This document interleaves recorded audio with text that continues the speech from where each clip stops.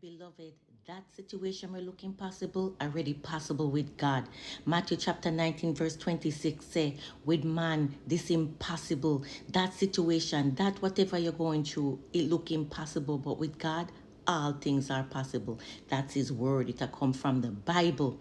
But my beloved, when we look upon it and say, no way, this a mountain here too big, me can't obey. The door feels shut, this a road here feel long, and everything me trust feel gone.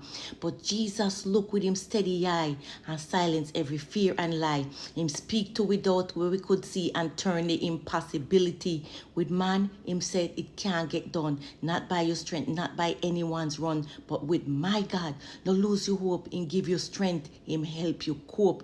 Glory, hallelujah. What break we mind, him understand. Where slip we reach, they in him hand. The limit them, where we can't pass or climb, no limit in him perfect time. Glory, hallelujah, Jesus. So me I go trust what me can't see. Well, look too hard, not too hard for me. Can nothing stand where God don't say all things possible instead. If it's impossible for man, it already an open door with God. Glory, hallelujah, coming from his word today. Praise his name. Thank you, Jesus.